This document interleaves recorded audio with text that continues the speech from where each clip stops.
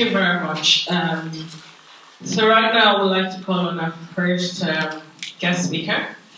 I've got some priest here, just so you know who is coming to talk to us. So I'll just read it out while we listen. She is IACP accredited counselor and career development consultant at Royal College of Surgery Ireland. And today we are happy to have her here with us, and she will be speaking to us on advancing in your career in the 21st century in Ireland. Can you please join me in welcoming Dr. Epi Joseph? Thank you for the warm welcome.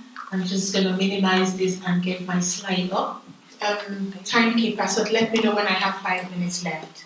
Yeah, I probably have too many slides, but I will try and fly through and do the best that I can. And you can catch me, and I will be around for whatever happens afterwards, and you can ask me questions if I don't finish everything. Okay, so again, I will introduce myself because I've been introduced twice. So today we're looking at advancing your career in 21st century Ireland.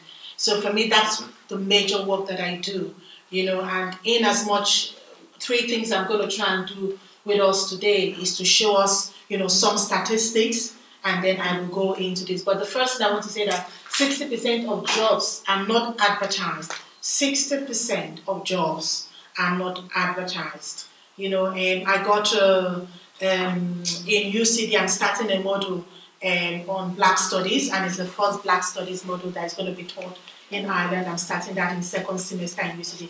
It wasn't advertised. I created that.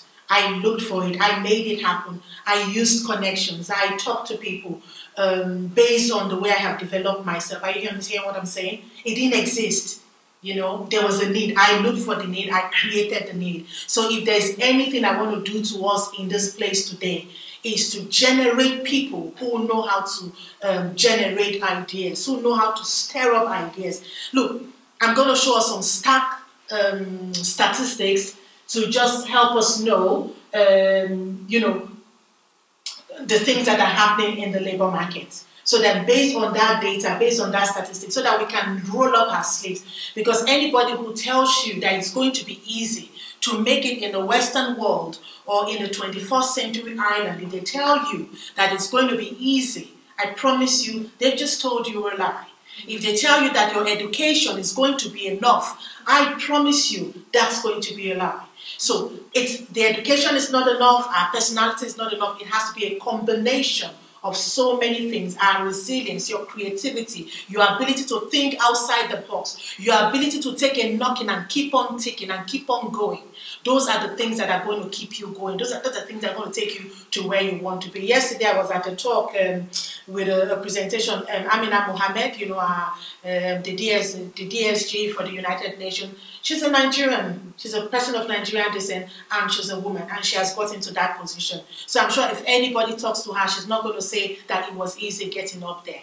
All right? So again, I carried out my research in UCD, and I did that over 3 years, and I looked at the labor market. One of the things I found out, well, sorry, I just went straight into it because I know I only have 20 minutes, and my slide is for 1 hour, so I just don't want to, so let me try, I'm trying to squeeze 1 hour thing into 20 minutes, so forgive me, no preamble, straight into talk. You know, but in my research, you know, I carried out a research where I compared 3 different nationalities: Spanish, Polish, and Nigerian migrants living in Ireland. I really wanted to find out why the Black migrants who came to our service were more difficult to place. I mean, I had a theoretic understanding, but I wanted to research it so that I would be able to sit on the table and make the argument that this is true. This is not just hearsay. All right? So some of the findings from my research showed that there is a whiteness, I'm going to go this way, that there is a whiteness at the top tiers of the Irish labor market. All right, basically what it means is that this is not my data, this is our census statistics from 2011. That 60% of white Europeans are in employment compared to 37% of Black Africans. All right, 1% of white Europeans are looking for their first job, while 4.5%, so that is more than 4 times the number of Black Africans are still, you know, as at the 2011 statistics, looking for their first job. So you say, oh, that's 2016. In 2011, in 2016, the unemployment rate for the state was about 15%, 14.9%, thereabout. If the French nationals living in Ireland, their unemployment rate was 7%, Germans 8%, the Italians 9%. Look at the bottom of it all. Nigerians, the unemployment rate of Nigerians in Ireland was 43%. That is more than 8 times the unemployment rate of the French people in Ireland. The Congolese, 63. I had never seen that kind of massive. 63% unemployment rate for Congolese in Ireland. So why am I showing you all this? Is to show us that the fight that we're in, you have to roll up your sleeve. It's not going to be easy. If you want to make it, if we want to make it, and I include myself there, and it's an ongoing fight. You might say, oh, I was a career consultant already. No, it's an ongoing struggle. It's an ongoing fight to maintain the position, to keep advancing, to not go lateral and to go upward in the labor market. It's an ongoing, it's a continuous struggle that doesn't end. That's why people say, oh, you're just going to school, going to school. I say, yes, I'm continuing trying to improve my competitiveness. I have to make sure that I'm able to still compete at every point in time, because there's always people willing to kick you out there to take the place where you're in, because they look at it that that's not the place for you. This is from my research. These are the kind of the labor market experiences that immigrants have. So immediately you come into the labor market in Ireland, there is a massive divide. It's black or white. It's a color-coded experience within the labor market. And you find that a lot of blacks, when we come in here, were volunteering and retraining. Anybody here who's not done voluntary work? Most people who've been able to, as blacks who've been able to progress in their career progression, have had to go through a lot, years and years of volunteering. And then retraining. With all the degree, you have to go and retrain to make yourself, to activate your work here in Ireland. And you find that people have some, experiences, and some of them, talk about what we call going around in circles. So some people, the experience that they've had as blacks in Ireland, in the labor market, is that they've just been going around in circles, from one voluntary work to more voluntary work, to more level 5, then level 6 course, no entry into the labor market to get proper job, then more voluntary work. So you find that they say that their experience is described as going around in circles. Another experience is that an expunged past, all the experience that they had before they came to Ireland wiped away. Even the experiences that they generated, all wiped away. So, so we have different kinds of labor market experiences, guilty until proven innocent. What does that mean? A lot of black, migrants here report that in the labor market, they feel that, they are guilty, they are judged guilty. Guilty of what? Guilty of not being able to speak English. Guilty of not being able to arrive early for work. Guilty, so many things that before you even perform, before you even go late to work one day, they already expect you to be late. Because, these Africans don't like to work. So there is a stereotype that has preceded us as people of color within the labor market. And that impacts on the recruitment process. So it's not as if, in the census statistics, black Africans have a very high education. According to the census statistics, they are highly educated. They have a high level of education. Yet their labor market experience does not correlate with that. So what am I saying in all of this? In my research, it shows 3 different types of people. And what I'm challenging us today is that it depends on you. Your mobility within the labor market, there are some things we're fighting, we're trying to use policy, we're trying to advocate, we're trying to change all of that. That's on one side. But on the other side, we're saying that in spite of all of this, what can you do? Are we going to fall down and say, I've fallen down and I can't get up? No. We're going to say, so what can we do? In the midst of all of this, 3 types of people of migrant descent that I saw. Number 1 were those who collude. Those who collude are the people I said that they agree with the system. The system say you are not good. You're a person of color. You cannot do more than this. You cannot rise above this. You are fit only for social welfare or be a refugee or not get a job. And so we've agreed. We said, well, you can't get a job in Ireland. So they collude with the system, they agree with the system, and they stay there. Now, when I say that, it doesn't mean that they've not tried. They've tried and they've tried and they've tried. The level of resistance that they get in the labor market, they become demotivated, they're tired. But what I'm saying is that we have to keep rolling up our sleeve and keep getting up. Because the minute you get tired and you stop, the only person who is stratified is you. If we get tired of getting up again, then the only person who is left behind is you. The second group of people are those who adapt. Those who adapt is that, they look for the area of least resistance. Now, there's nothing wrong with that. What I mean by area of least resistance is they look at the labor market and they say, okay, I've tried to be a counselor or I've tried to be a doctor, I can't get in there. Then they start looking for, okay, what kind of job? Then they say, everybody is getting care job, or everybody is getting, social work, or everybody is, working, So the kind of work, so it's called the area of least resistance, and so what do a lot of us do? Check our community. So most of us, we go towards the area of least resistance, and with that. So basically what those people do is that they adapt to the system, and so they find where the system allows them to enter and they adapt to the system. But there's another group of people, and these are the people that I'm hoping that we're going to stir up and raise up within our community. And those are those who resist. When I mean that they resist, they don't resist in punching, they don't resist by fighting. They do not resist by calling names or standing on the street and fighting, or wearing trousers that drop down. No, they resist by improving themselves. One thing I say in the labor market, I say, I make it hard for you to be racist against me. I make it so hard. From the way I carry myself, the way I present myself, the way I dress, the level of education, the things I end up knowing. I mean, when I wake up, I listen to news, not because I need to know the news, but I need to know so that when I'm sitting down, I can have an informed conversation with people. You get what I'm saying? I don't want to be able to only talk about music, dance, and what is that one? Oh, I can't remember his name now. One of the popular Nigerian musicians. I want to be able to talk about much more than that. No, don't get me wrong. I love my dance, music, and food. I love my chicken and all of those kind of things. But I need to be able to make sure that, where conversations are going, I can participate. So there is a group of migrants within the labor market who resist the system. The system says you are not better than this. They resist the system by improving themselves. I mean, look at, if we go as far away from Ireland into places like the United States, we look at people like Oprah Winfrey. She was told not to open her mouth. But look at her today. Look at where she is. Or is it Barack Obama we want to talk about? No matter what the Donald Trumps of this world do, his name has entered that record twice, not once. No matter how many policies they cancel, they can't remove that thing from him that he has occupied it. But he didn't occupy it by just, playing dead. He occupied it by the level of investment that he made in himself. And the question I challenge us today is, how much are you investing within yourself?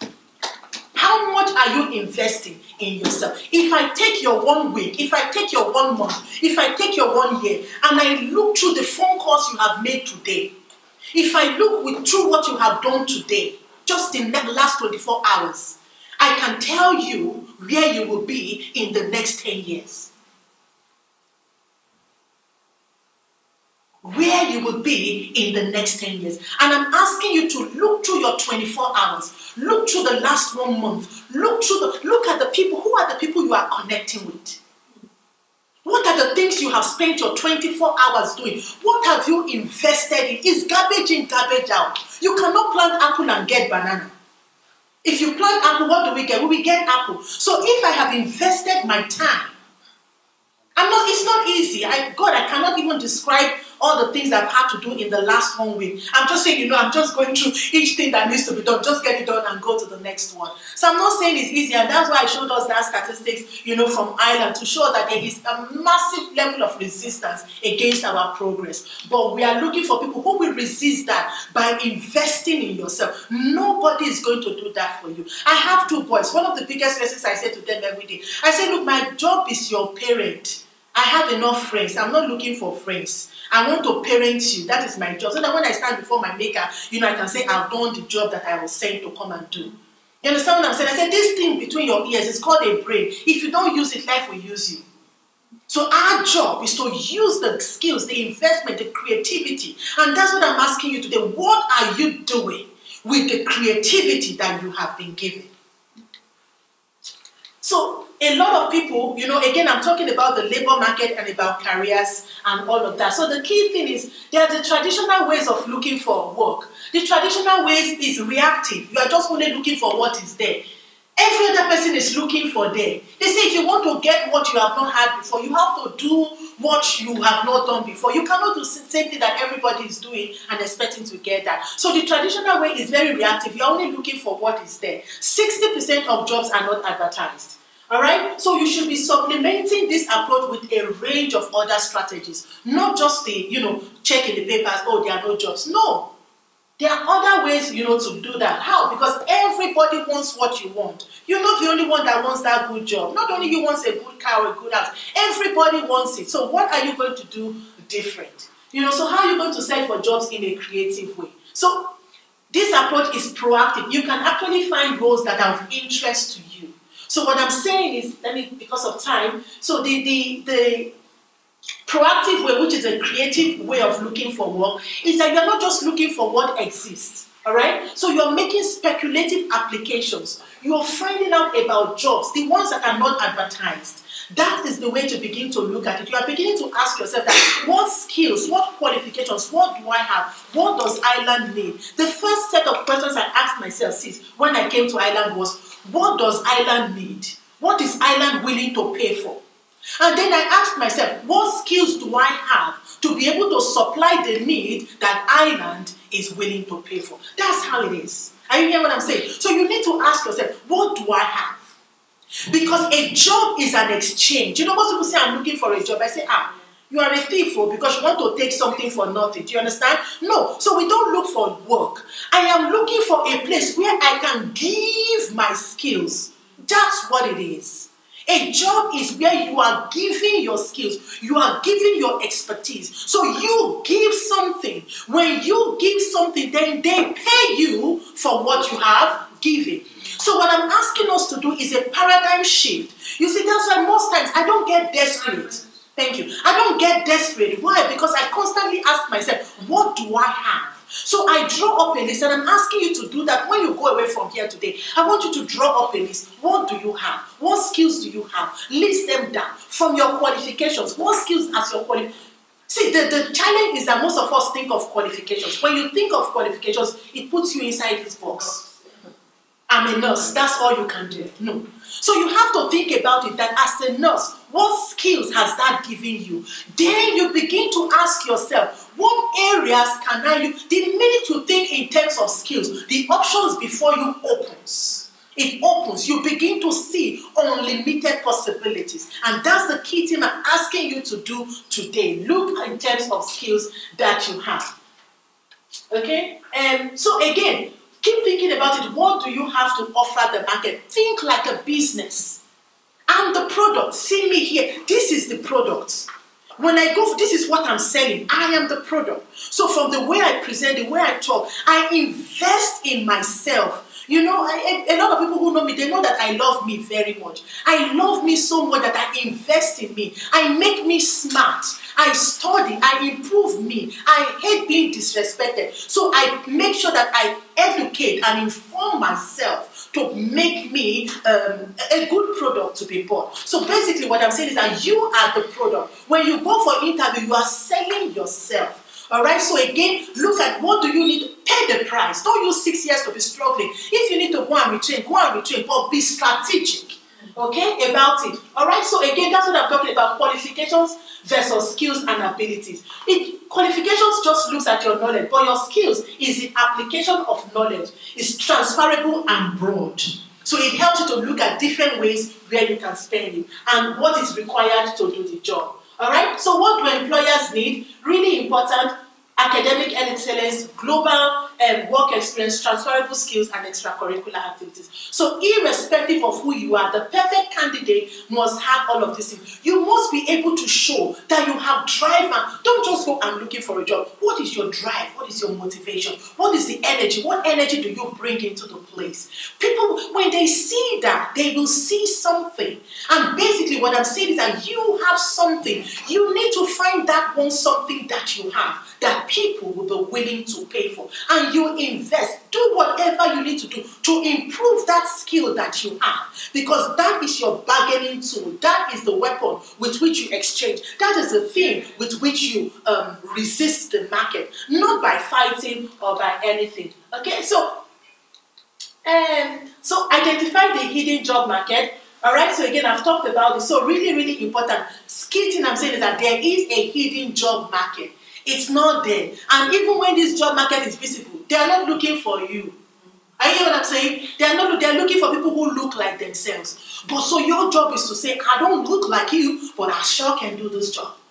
And that's what you want to say. And so your education says that for you. The way you present yourself says that for you. Your refusal to give up and keep resisting, it all says that for you. There's one slide. So every job is connected to someone. Really key. One of the key findings from my research was on social capital. You know what I mean when I say social capital? It means your networks. Really important. There are places I've been, conferences I've been, and opportunities that have come to me because of my networks. Somebody see me do this and talk to somebody about it, or somebody I know mentions me somewhere. Networks are key. When you make connections, don't be waiting for them to look for you. There are some networks I chase, there are some networks I don't chase, because they are the ones who need something from me, so it's your job to chase me. Are you hearing what I'm saying? So when I make connections and I need something from them, I chase them. Do you understand what I mean? So I've had some connections that I've built, and it's taken 3 years for them to produce results. But I find them and I just say, oh, this is what I'm doing now. No response. This is what I've done, you know. So I keep keeping them updated, and I'm at the back of their mind. And one day, they come back to me. You understand? So what I'm saying is that you have different relationships with the network. But social capital, the mobility, labor market mobility in Ireland, most of it in my research shows that social networks was one of the major ways for labor mobility in Ireland. So again, we're talking of networking. There are people you know, there are connections you are making. Don't despise them. Don't look at you, be amazed that it's one small person here, you know, that is going to introduce you somewhere. Don't despise any, you know, don't use class or anything. Don't despise any connection. So really, really important. Okay, so always remember that. So leverage human and digital networking skills. So contact experts in the field, professional bodies. Look, in whatever area you're in, look for the professionals. Look for people who are doing what you want to do. Make connections with them. Yes, you're going to get 20 no's out of 21. That's all right. But keep looking make those contacts, attend those conferences, present yourself, put your hand up. Don't wait for them to call you. They won't call you. You need to put your hand up and put yourself out there. Now my time is spent, so I'm going to stop talking. Thank you very much.